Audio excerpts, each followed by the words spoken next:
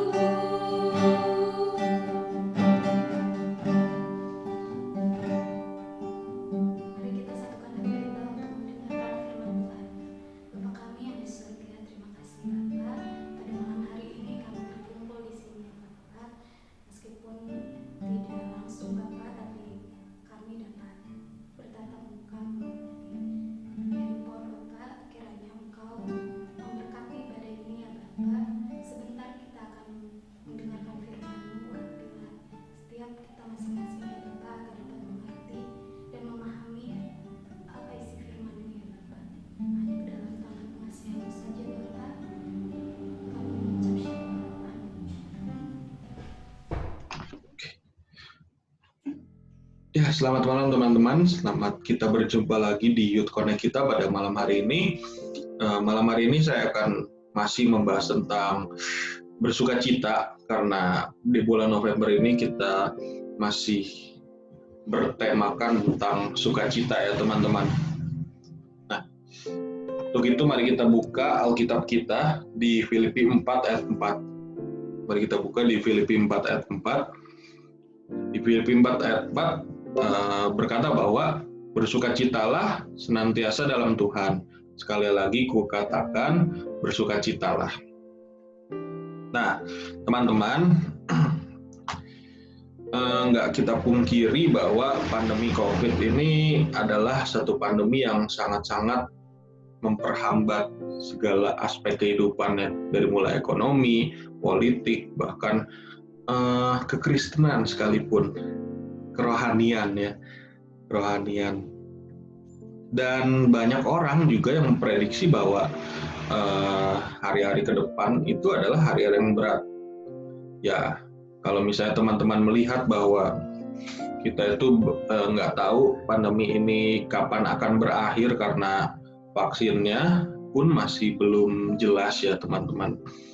Apakah akan jadi untuk didistribusikan tahun depan atau 2 tahun lagi atau kapanpun itu kan masih belum jelas banget gitu. Dan ya gitu teman-teman, segala sesuatunya masih belum jelas karena nggak ada yang bisa memprediksi hari-hari ke depan itu seperti apa. Nah, karena tantangan yang kita harus hadapi itu semakin berat, sebagai orang Kristen, bahkan sebagai anak muda, kita itu nggak boleh kehilangan semangat dan sukacita, teman-teman.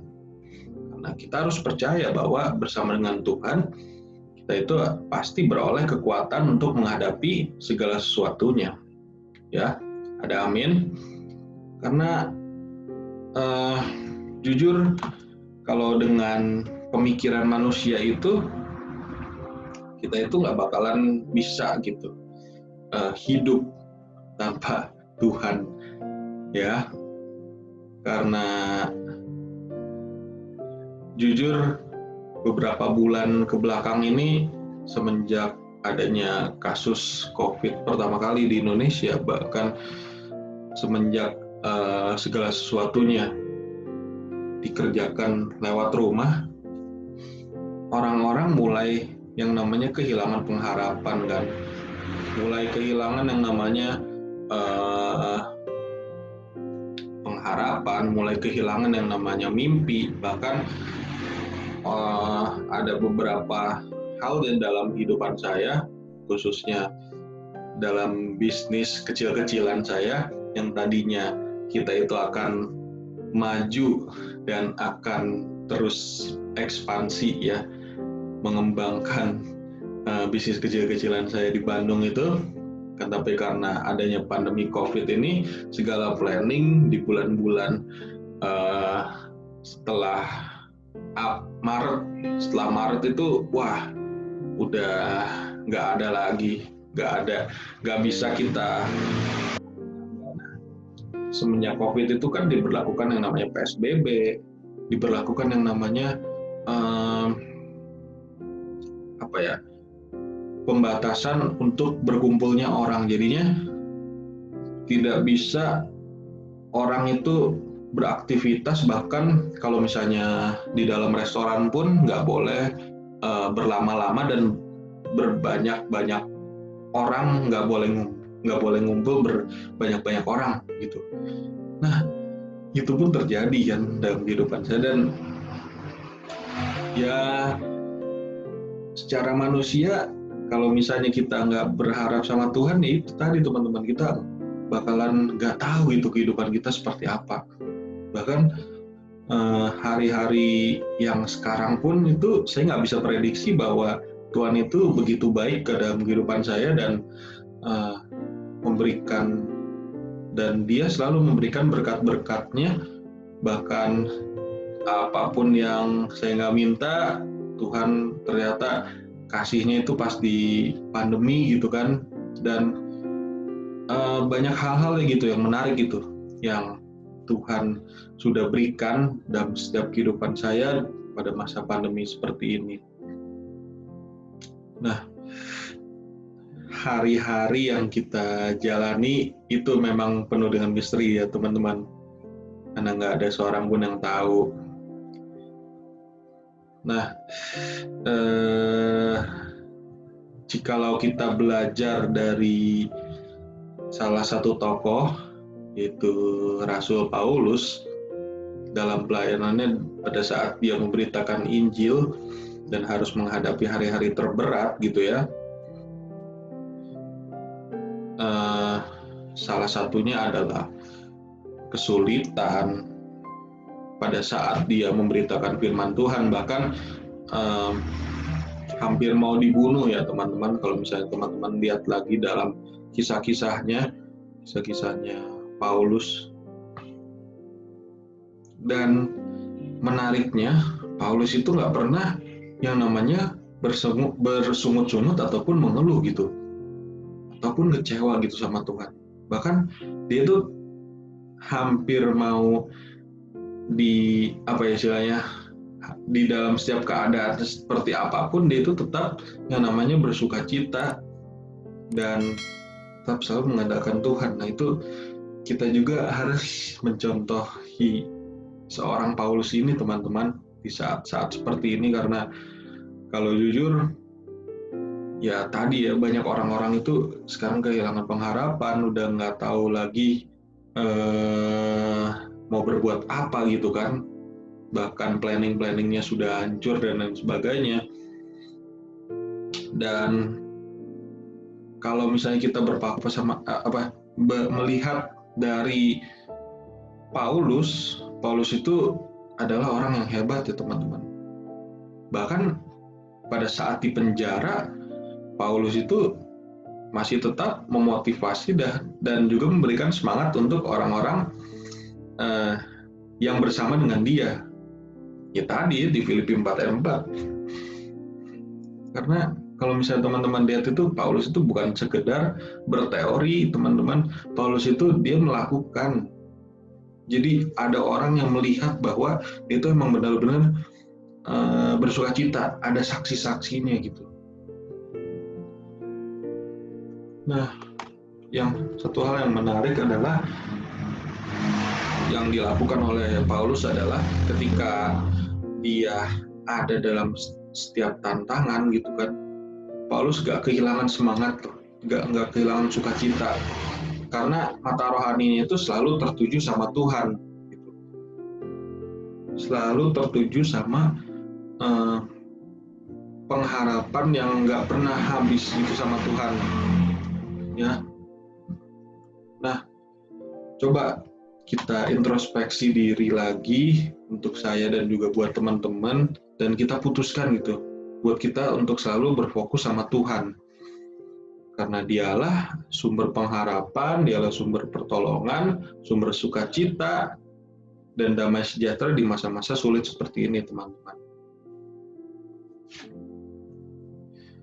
Karena gimana ya, kalau misalnya saya boleh jujur, di masa-masa seperti ini tuh gampang banget yang namanya kita itu kehilangan yang namanya pengharapan, mudah sekali buat penyerah, bahkan nggak fokus, dan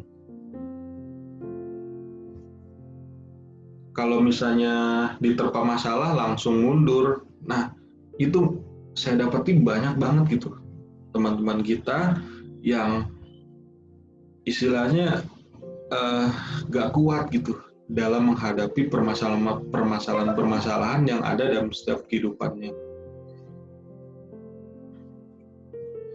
Tapi kalau misalnya kita kembali lagi gitu kan, fokus sama Tuhan, tetap selalu bersukacita karena Tuhan, bersukacita karena dia tahu gitu di akhir dari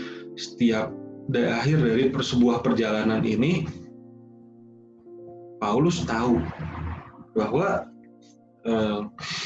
Paulus bahkan akan mendapatkan mahkota kehidupan yang kekal dari Tuhan. Bahkan buah-buahnya pun dirasakan gitu sama kita ya teman-teman. Di gereja zaman sekarang itu kita lebih dipermudah lagi untuk yang namanya kita menyebarkan firman Tuhan, bahkan ya itu buah-buah dari rohani kita di zaman-zaman dulu teman-teman. Oleh karena itu marilah kita berintrospeksi kembali lah dalam setiap kehidupan kita, masing-masing diri kita, apakah kita udah berikan yang terbaik sama Tuhan, apakah kita sudah selalu bersuka cita dalam setiap kehidupan kita. Nah, mungkin teman-teman bingung gitu, bersuka cita itu seperti apa sih bersuka cita dalam kondisi-kondisi saat ini? Kalau misalnya saya bisa bilang, bersuka cita, salah satu kalimat simpelnya adalah teman-teman bersyukur sama hal-hal yang udah teman-teman rasakan, hal-hal yang udah teman-teman nikmati, bahkan berkat-berkat yang sudah teman-teman nikmati ya selama ini. Syukurilah itu teman-teman. Secara tidak sadar pun kita itu udah di tahun 2020 dan di penghujung tahun 2020. Secara nggak sadar loh, udah di bulan November aja 2020 ini akan berakhir. Nah, di saat 2020 ini akan berakhir, coba kita introspeksi diri kita, bagaimana cara kita bersyukur, bagaimana sikap hidup kita, apakah kita sudah bersyukur sama Tuhan akan kebaikan-kebaikan Tuhan, apakah kita selalu memandang kepada Tuhan atau enggak gitu kan, selalu berharap sama Tuhan atau enggak. Mari kita introspeksi lah diri kita masing-masing, karena saya percaya bahwa jikalau teman-teman mensyukuri segala sesuatunya, maka hidup ini akan dirasa mudah teman-teman. Hidup ini akan dirasa lancar-lancar aja gitu, kayak nggak ada tantangan dan ringan lah kalau misalnya teman-teman bersyukur, mensyukuri setiap detik kehidupan teman-teman.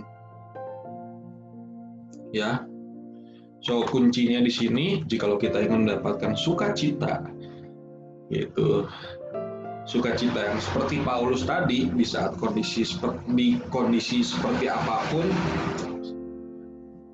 kita harus tetap yang namanya bersyukur. Karena bersyukur adalah salah satu kunci supaya kita bisa mendapatkan sukacita yang daripada Tuhan. Yang setuju sama saya katakan amin. Amin. Ya, so teman-teman,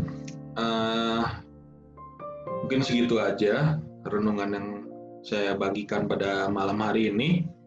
Nanti kita akan ada lagi di sesi diskusi bersama dengan kalian semua yang sudah menyaksikan tayangan Youth Connect ini. Dan di sesi diskusi ini nanti saya akan ngasih beberapa pertanyaan, dan mungkin nanti ada yang sharing, dan mungkin nanti kalau misalnya teman-teman bisa sharing, nanti kita bisa berbagi setiap istilahnya pengalaman hidup teman-teman, pengalaman hidup teman-teman ya. Jadi pertanyaan pertama adalah yang nanti kan kita akan diskusikan, kapan terakhir kali kita bersyukur gitu sama Tuhan. Nah, jikalau kita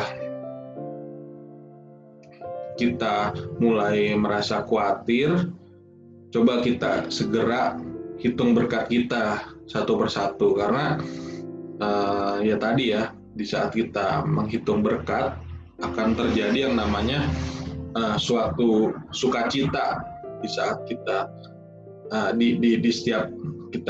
di saat kita menghitung berkat-berkat kita. Lalu yang kedua,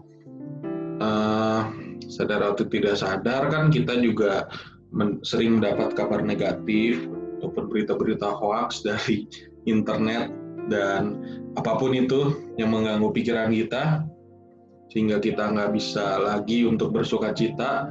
Nah, nanti mungkin teman-teman ada yang mau didiskusikan, coba nanti kita diskusikan. Kalau misalnya teman-teman itu, apa sih hambatan teman-teman selama ini, karena teman-teman apa sih yang menghambat teman-teman selama ini untuk teman-teman itu nggak bisa bersuka cita, karena bersuka cita itu adalah salah satu buah roh lah teman-teman ya. So segitu aja, mungkin nanti kita lanjutkan di diskusi Zoom.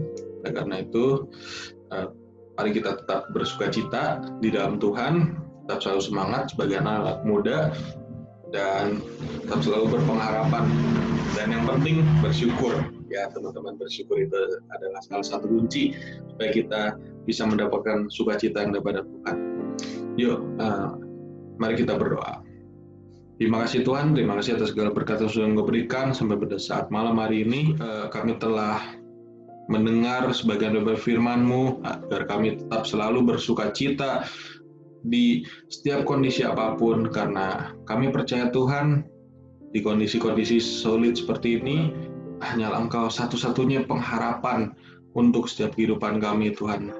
Terima kasih Tuhan Yesus, bila Engkau memberkati setiap kehidupan teman-teman yang menyaksikan bahkan mengikuti ibadah pada saat malam hari ini. Berikan mereka kedamaian, berikan mereka sukacita kepada Tuhan, lalu memberikan mereka arti daripada pengharapan, karena pengharapan kepada Tuhan tidak akan mengecewakan, karena percaya bahwa di saat kita juga bersyukur, tentunya di situ akan ada berkat-berkat Tuhan, bahkan sukacita itu akan turun untuk setiap teman-teman semua yang hadir pada malam hari ini. Terima kasih Tuhan Yesus, terima kasih dalam nama Tuhan Yesus kami berdoa dengan penuh ucapan syukur. Haleluya, amin.